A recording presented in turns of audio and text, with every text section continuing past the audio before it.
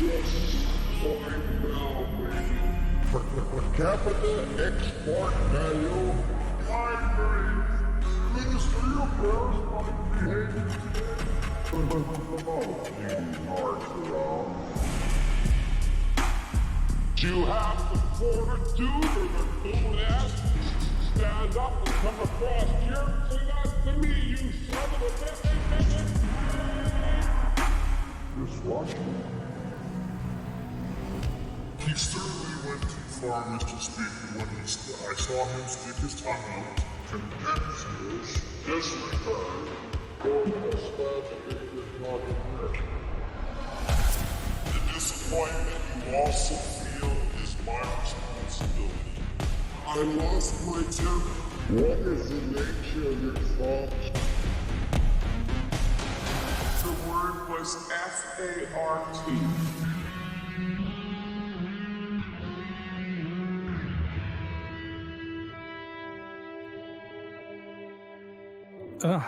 Hang on. I got some intro music. Hang on, ready? Welcome. The night is dark. The air is cold. A fine mist breezes down your street like fog or dust. An owl hoots, a cat screeches, and Pierre Polyev is coming to knock on your door to ask for your vote. He opens the gate, walks up your front path. You hide the children in the cellar. They've seen pictures of him. They know he's evil. You hear a knock on the door. You know you have to answer.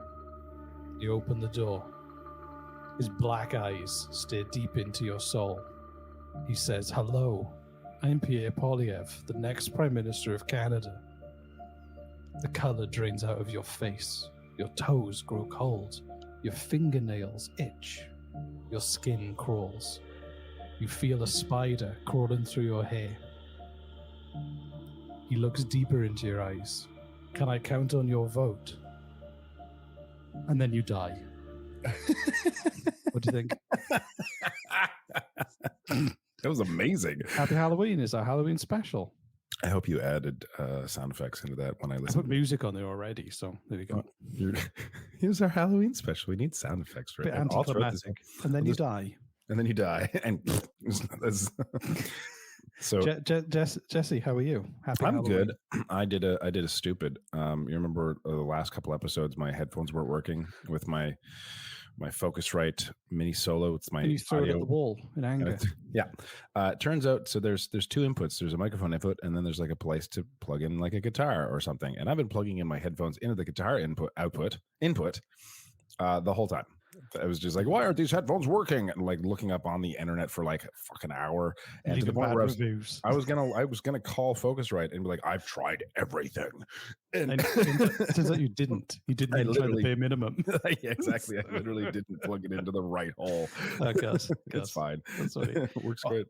I did something stupid as well. I ordered a new vision mixer for the podcast studio so we can vision mix like multiple cameras for video podcasting. What is a vision mixer? Are we talking like a live camera mixer from like the 90s? Yes, but this one's a modern one from the now. You should get you know what? Like, did you already buy it? Black Magic. Yeah.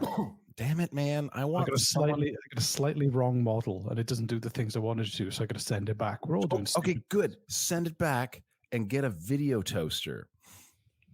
Okay. I was in love with a video toaster back when I was a teenager. This is a weird thing to say for any teenager. Teenagers are into comic books, they're into baseball, they're into, girls. And like I wanted a video toaster at the age of 15. And and it was this amazing, it did all kinds of things. It did you could create titles, you could do like 3D animation, but you could also do like live camera switching. And it was just like the most mind-bending. I think they still make it. Like, I think it was huge back in the 90s, and then it just disappeared out of nowhere. Black Magic is the video toaster of his age. Anyway, I actually got a funny story. Shows how little religious education I provided my children as a non-religious family. My daughter thought that baby Jesus was Jesus's child. Oh, that's funny. Oh, that's really funny. Oh, I love that. To use the phrase "Jesus and his baby." Jesus and his baby. Yeah. Baby Jesus. That's him. That's just him at a different time period of his life. That's He grew up. amazing. He grew up to He's- become his own dad. Well, you know why? It's because of Baby Yoda. Probably. Yeah. Right? Yeah. Not that Baby Yoda is Yoda's baby, but still, you can see how Like it's correct me. They go, you got your Baby Yoda pajamas on, and they're like, his name's Grogu.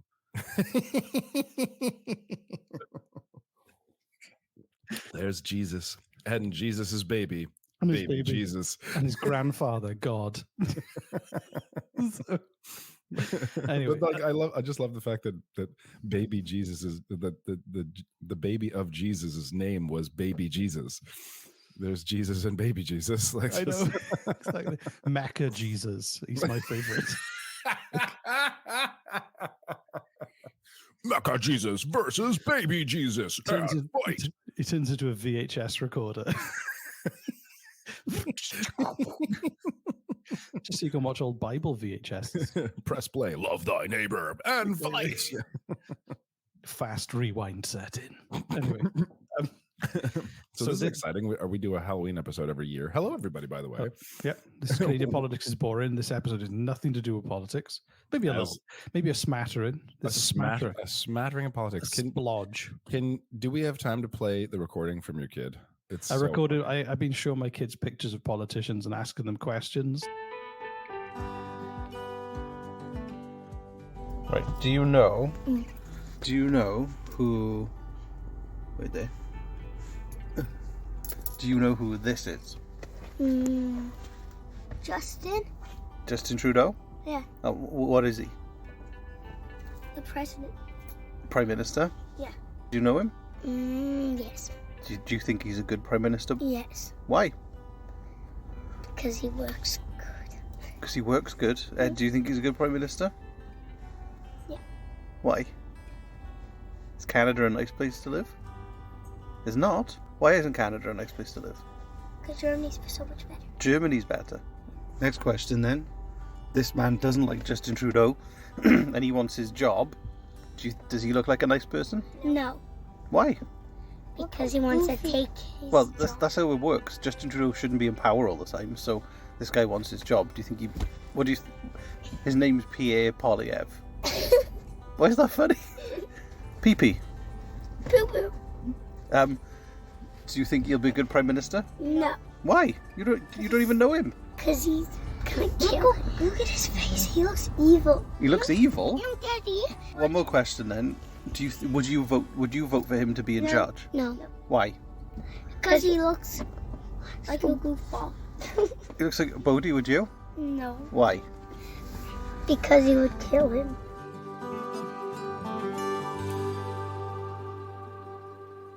Before you tell me the title of this episode, can you pause and then put in some lightning and thunder sounds? Don't do this. Jesse.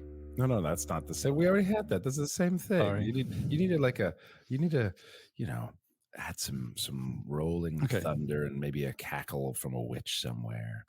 Ready? 3, 2, 1.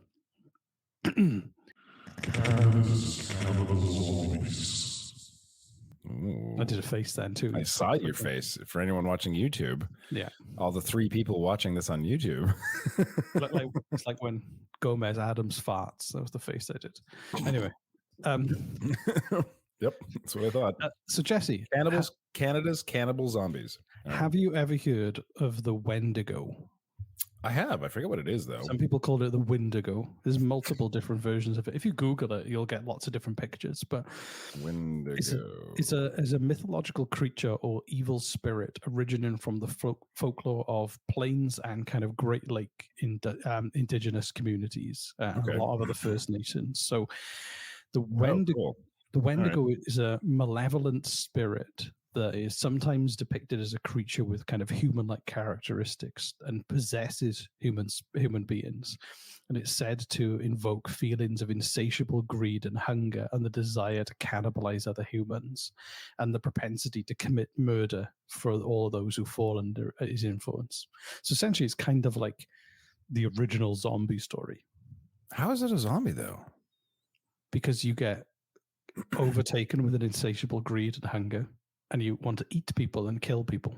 Oh, I thought you were saying like this is all the Wendigo wanted to do all these things. Like, no, if the Wendigo gets you, you want to go do those things. Yeah, there's a spirit that inhabits people.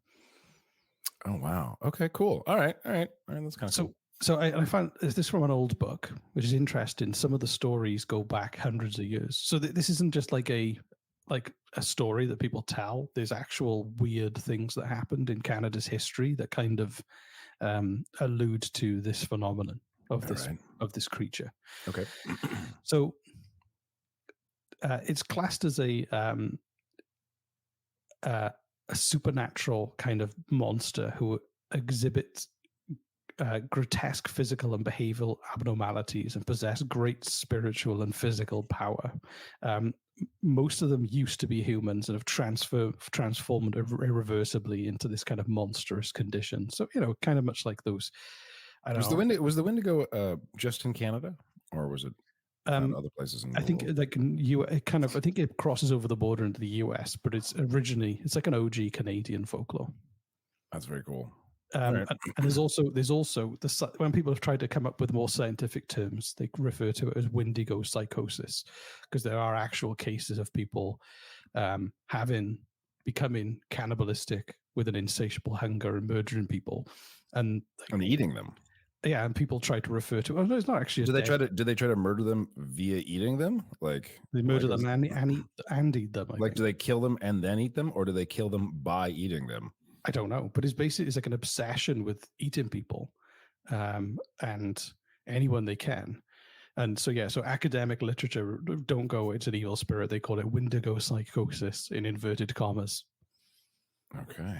The earliest known case of Wendigo-related murder and cannibalism occurred in 1741 and was recorded in the Fort Churchill Journal. And apparently a deranged individual had previously practiced famine capitalism. Sign me up. What a Freudian slip. What would that be like? Famine capitalism. You can all eat as little as you like? Is this it's just like Silent Green. Anyway, famine cannibalism was executed by his family after confinement proved ineffective.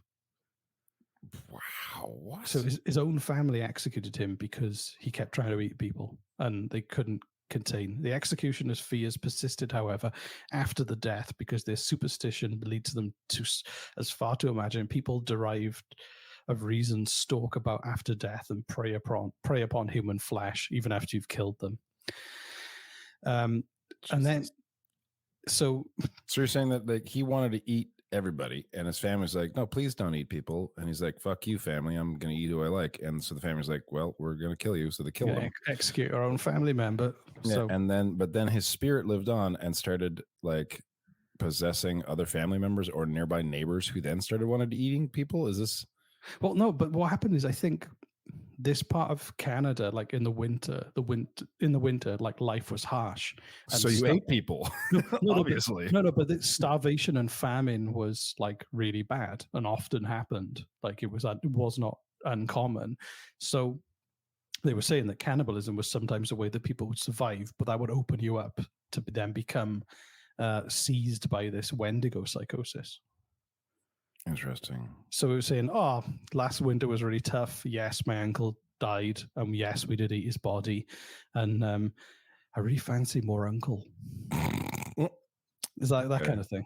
Interesting. All right. So there's another report from something called the Jesuit Relations. Have you had any relations with the Jesuit? No. It's a chronicle. Is a chronicle that was written in Canada between 1632 and 1673. It was written in French, Latin, and Italian, and it's reports from Jesuit missionaries. So this is a Jesuit relation. Basically said, what caused us greater concern was the news that met us upon entering the lake, namely that the man deputed by our conductor for the purposes of summoning the nations of the North Sea and assigning them a rendezvous, where they were to await our coming, had met their death the previous winter in a very strange manner. Those poor men, according to the report given to us, were seized by an ailment unknown to us, but not very unusual among the people we were seeking. They were afflicted with neither lunacy, hypochondria, nor frenzy, but have a combination of all these species of disease, which affects their imaginations and causes them a more canine hunger. This makes them so ravenous for human flesh that they pounce upon women, children, and even upon men like veritable werewolves and devour them voraciously without being able to appease or glut their appetite, ever seeking fresh prey, and the more greedily, the more they eat. This ailment attacked our deputies, and as their death is the sole remedy among those simple people for checking such acts of murder, they were slain in order to stay the course of their madness. Jesus Christ. It's dark, isn't it? That's crazy. I mean, this sounds like a disease, like a zombie disease.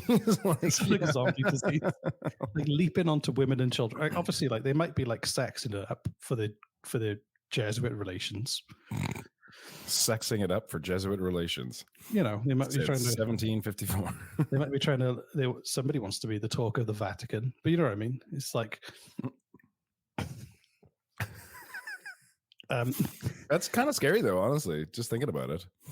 Like, what if it was a disease, like, and it's just not, I don't know, it's anyway, tell me more. I don't know enough. More stories, Reese. I imagine that it comes from the idea of like it was the winter, and this is the winter, the north, the coldness, famine, starvation, and what happens to people when they're forced to survive eating other people, and how you kind of lose your humanity. And whether that's combined with like a psychosis, and like once you eat people, you have a breakdown and just become something else. I don't know. Well, fuck it. I've crossed that line. Yeah. There's no going back now. So this. Yeah. All right. And this is but just like, but that doesn't explain the ravenous nature. I know. It's weird. It's very weird. Can you hear my roommates in the other? Are they eating each other? No, but can you hear them? No. Okay, good. We're supposed to. No, I just wanted to make sure because they're being loud.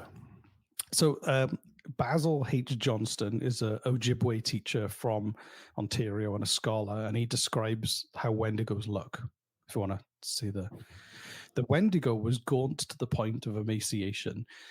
Its desiccated skin pulled tightly over its bones, with his bones pushing out against its skin. Its complexion, the ash gray of death, and its eyes pushed back deep into their sockets. The Wendigo looked like a gaunt skeleton, recently Did you call him Gwendigo? The Wendigo. You said Gwendigo, like it was someone named Gwen, but who's a Wendigo? Hi, I'm Glendigo, the Wendigo.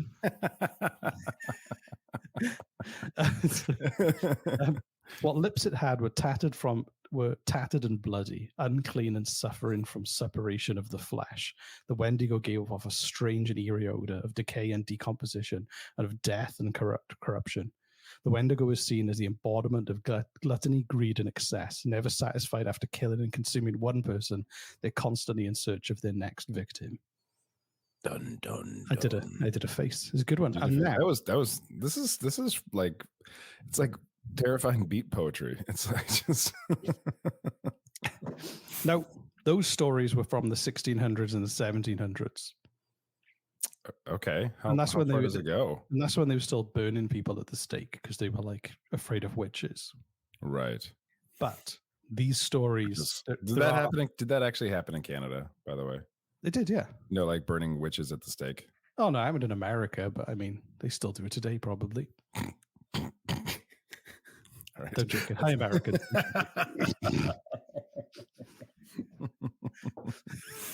Anyway. We love you, Americans. We love you, American. Our one American listener. So this one is more recent. So it was from 1878. I love how 1878 is recent. It's compared to 1600 and something. I suppose that's true. Yeah. My great grandmother was born in 1890, and she lived like shit. So I knew it for most of my childhood. It was nuts. Mine too. So to know someone from that era is crazy. My great grandmother lived to 109 years old, and had she lived one more year, she would have lived in the year 2000 and would have successfully been alive in 3 separate centuries because she was born in the 1800s. That's but she didn't make it to the year 2000, unfortunately. So she remembered the Boer War. She remembered crying the first time she saw her first car. She was in her 30s in World War II. Are you talking about my great grandmother? No, my great grandmother. Okay. Yeah. She was in her 30s in World War One, and then in her 50s during World War II. It's just insane. That's crazy. And her toilet was outside. So it's a very important fact. Very pertinent to the story. Anyway, when was she born? Like 1890s. That's crazy. That's crazy. It's bizarre. Yeah, anyway. That is amazing. Like you were born and you wanted to go to the store, you'd get into a horse and buggy, like that's cool. That's so cool. Anyway, sorry. If you wanted to take a dump, you get outside. I mean, like seriously, the way it was. So they wipe their ass with toilet paper with the newspaper because no one could afford to buy toilet paper. Is that true? You just ripped up the newspaper, or you'd finish reading the newspaper, then you'd take it outside with you and you'd wipe your ass with the news of the day. Are these the stories that your great grandmother would tell you when you'd go and visit her? She always used to give me £1 for ice cream. Hi, Nana. How you doing today? When I shit myself, I used newspapers to clean my ass, Reese. I used to love going to that outdoor toilet. It was brilliant. All the newspaper for days. I know, exactly. Yeah. Exactly. I think we're getting off topic. Just slightly. Anyway, so a famous case of Wendigo psychosis involved a Plains Cree trapper from Alberta named Swift Runner. Cool. During the winter of 1878, Swift Runner's family was starving and his eldest son died. They were 25 miles away from emergency food supplies at a Hudson Bay Company's post. So 25 miles? 25 miles away. So Swift Runner butchered and ate his wife and 5 remaining children. Given that he had resorted to cannibalism so near to food supplies and he killed and consumed the remains of all those present, it was revealed that Swift Runner was not a case of pure cannibalism as a last resort to avoid starvation, but rather of a man with Wendigo psychosis. Why? Because they were all starving. It's like, I'm assuming it was wintertime. They're 25 miles away or 40 kilometers, Reese. This is Canada. I know, I'm just reading in the past they used miles. So is that true? Relatively new that they used kilometers. Is that true? Yeah. It was before Canada went metric. Oh. All right, well, anyway, so that's fine, I guess. So you're saying that like a man, his son died. They're starving. They're far away from any outpost. You can walk 40 kilometers in a couple of days. Yeah, but they probably already have been walking this entire time. No, but they said that he was close. It was doable. I mean, you eat one of those kids, that'll give you enough calories to get to that outpost. But he, instead of eating one of the kids and then walking to the outpost, he ate all of them and his wife. And his wife. I see. Okay. So he confessed and they executed him at Fort Saskatchewan. So so that's interesting. Is as horrifying as it is, and I guess is cannibalism like a punishable offense? Is murder. Oh, right. Yes. Okay. Sorry. I was just focusing on the eating of the body, not the killing of the person. Maybe. Well, that's the thing, though, is that consensual cannibalism. There was that case where let's say the guy had a fetish of being eaten, and he matched up with a cannibal online, and I remember that was horrifying. Yeah. But like, what if it was just him and his son? Okay, there's no wife and no other kids, and the son just died because it's winter and they're cold and they're starving, and the kid just dies, and then he's very sad, but he's also starving, and he eats the kid, and he confesses to that. Would he have been executed for that? No, I don't think so. I think they would have been like, "That's fucked up. That's fucked up. Go home." Thanks for telling, I guess. But I think, like, I don't know if the kid had already died, because it was that. We've seen the movie Alive is based on that plane crash where they had the dead bodies. Yeah, I've seen it. Yeah. That scene where he cuts off. Still better than an Air Canada flight, though.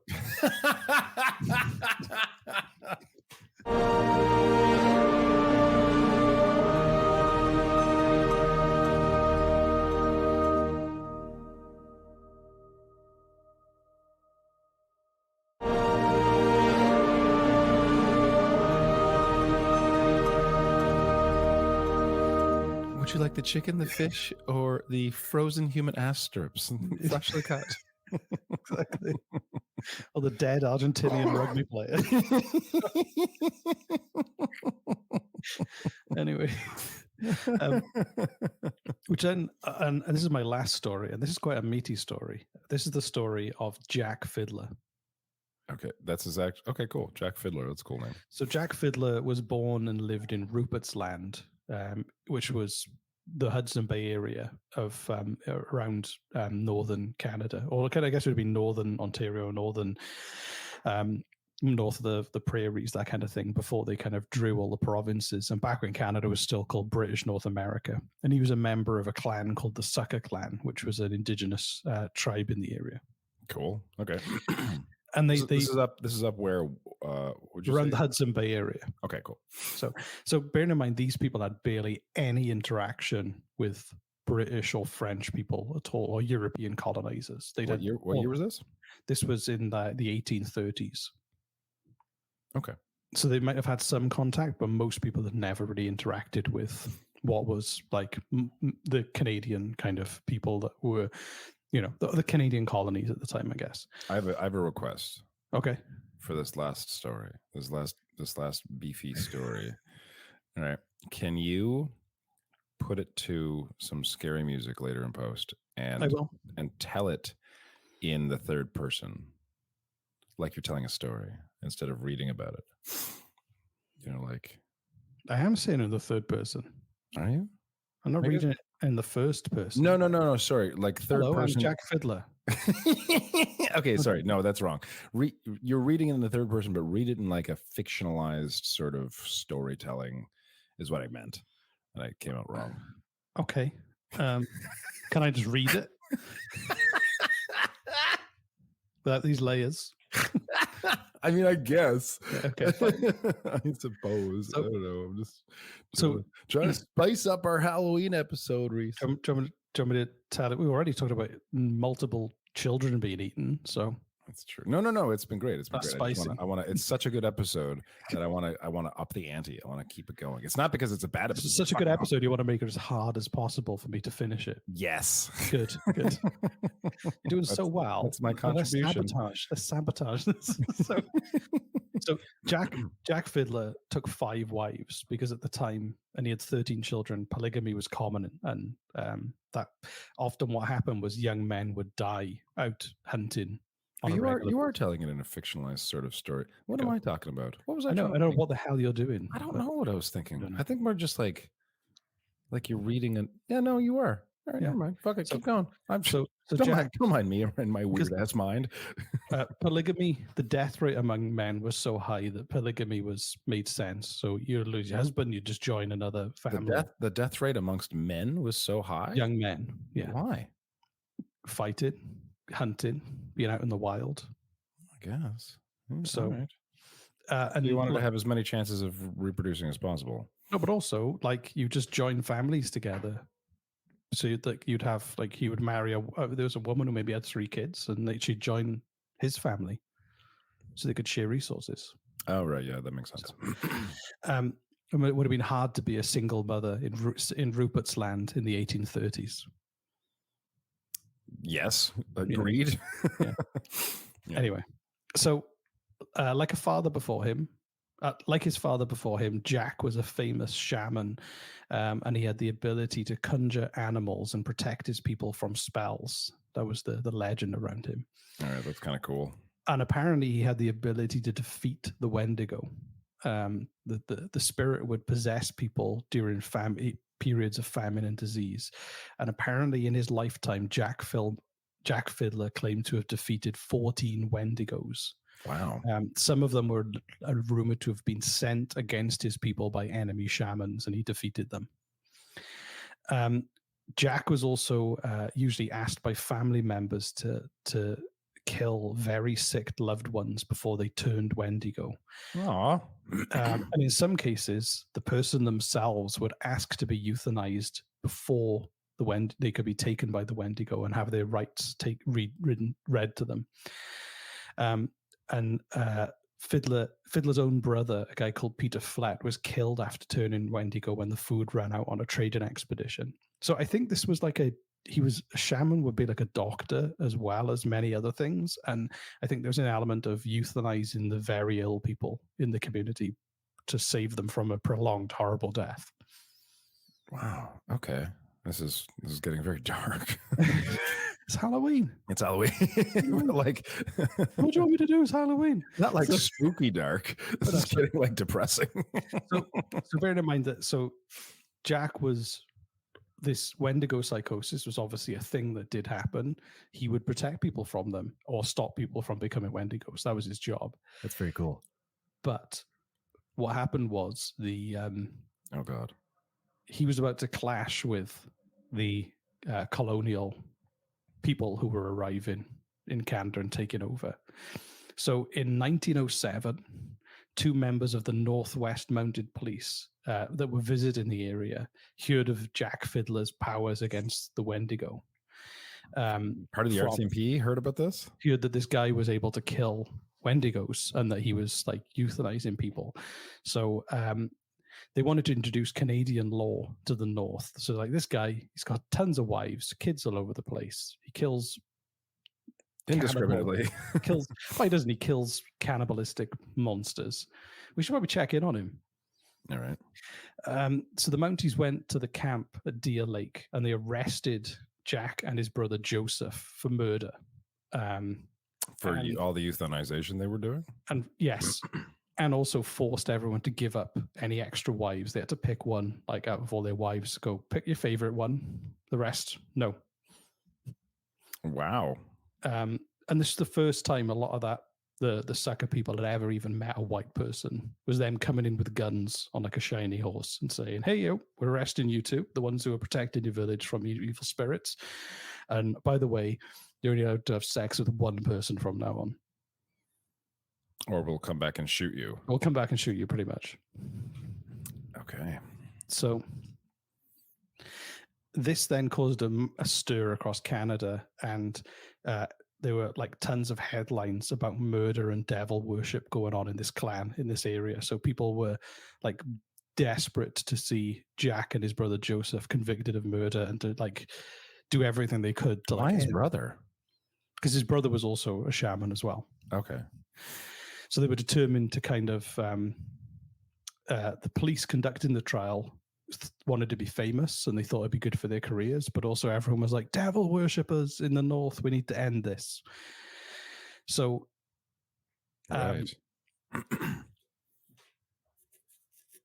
What happened was, though, on September the 30th, Jack escaped captivity during a walk outside. Now, I don't know whether they were like, come on, let's go for a walk, and he just ran off. Oh, didn't expect that. Just Jack Fiddler escaped captivity during a walk outside. Like, just make sure you're back by 5. Like, I don't know. Hey, you guys mind if I go for a quick walk? Exactly. Just I just stretch my legs. I know I've been in prison cell for 3 weeks. So okay, yeah. Just leave your government ID. Yeah, yeah, sure.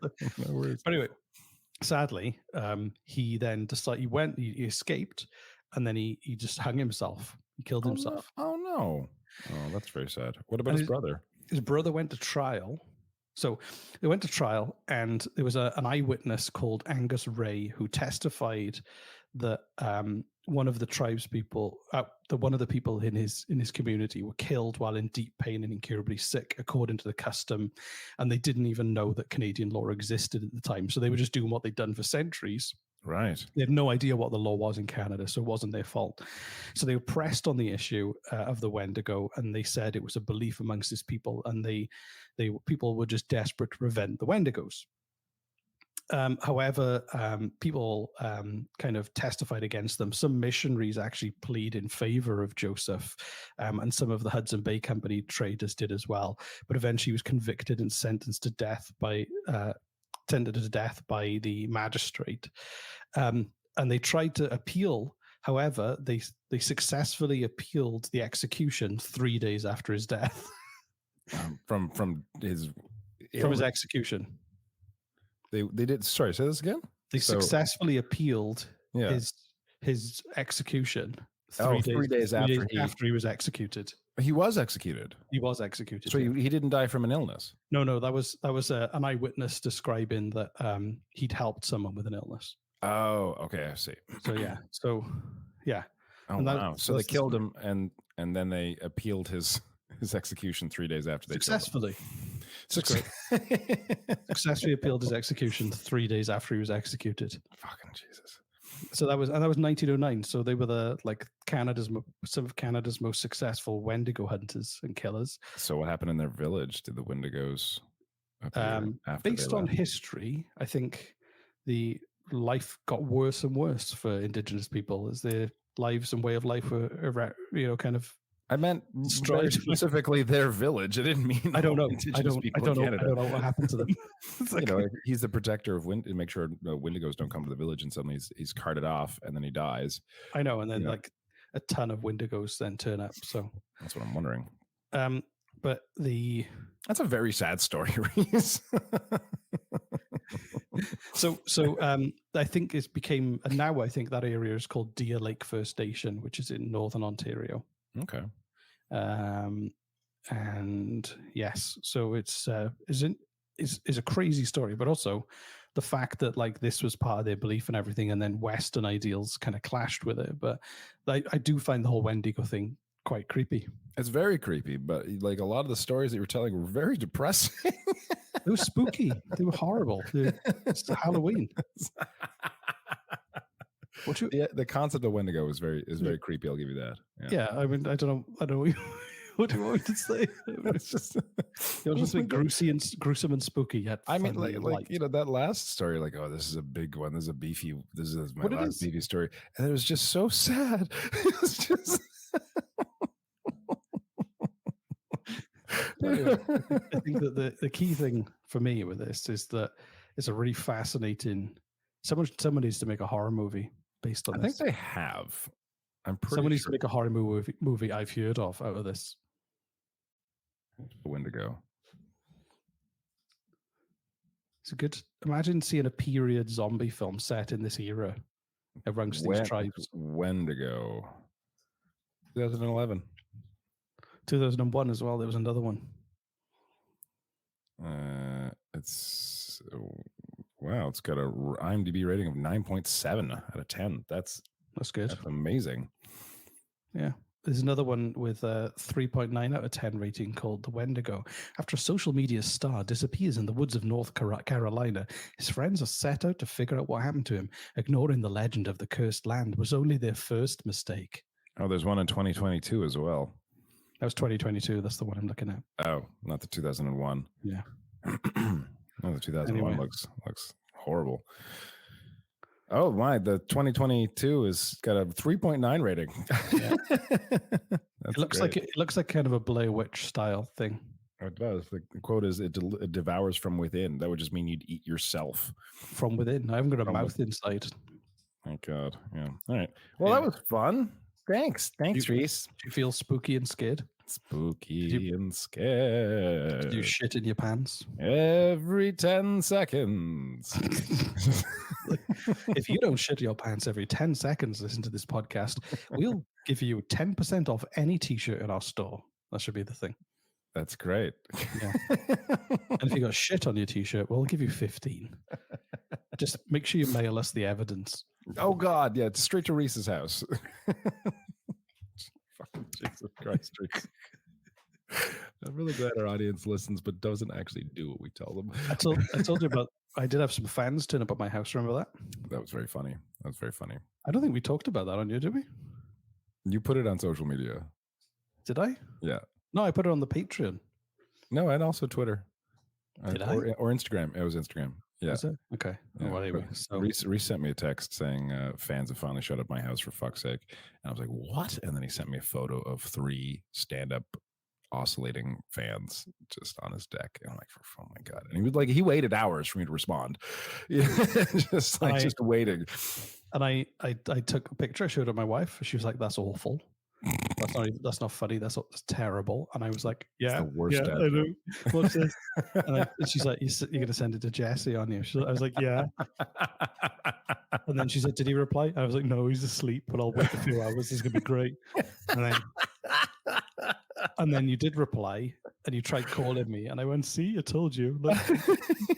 And she was so like, proud. And she was like, "Can we just change the subject now, please?"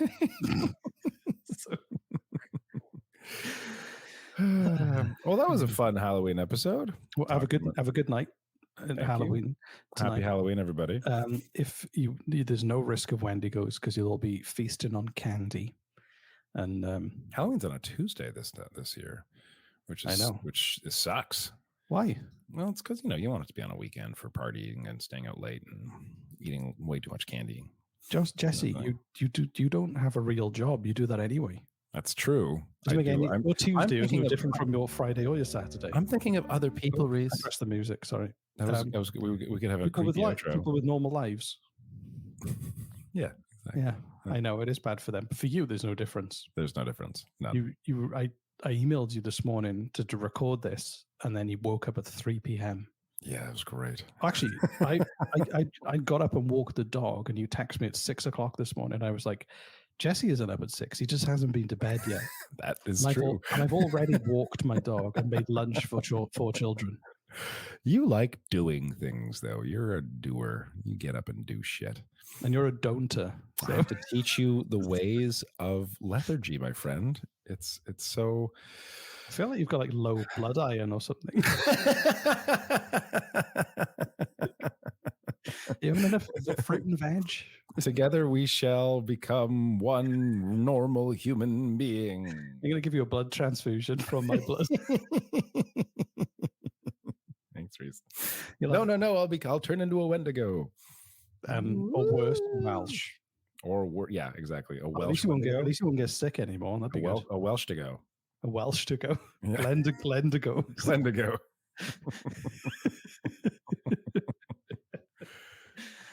Cool. He eats children. Anyway, good night, everyone. Good night. If you have a personal cannibal story, send it to us at CanadianPoliticsIsBoring@gmail.com or our SpeakPipe. Don't get murdered, skinned, attacked by a possessed toy, haunted by a possessed doll. Don't get put in a basement with a weird trap on your face. We've got puzzles to complete. Don't have your mouth sewn onto the ass of another human being. Don't get haunted in your dreams by a man with a melted face and knives for fingers. Don't live in a small American town in the 80s that is also a portal to a otherworldly dimension. Don't have a brother or sister or brother called Jason who constantly comes back from death and wears different masks depending on which movie you're watching. Don't go swimming off the coast of the northeast of America and get eaten by a shark and then have that shark follow you in multiple less quality sequels. There's so many things that can happen on Halloween. I'm just warning everyone. That was great. I wasn't going to stop you. I want to see how far you could go.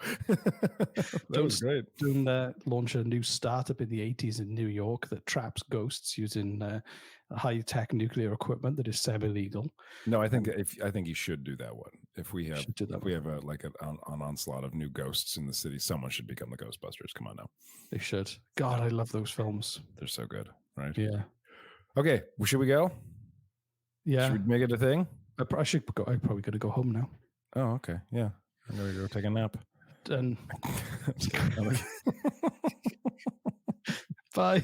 Bye, everybody. Happy Halloween.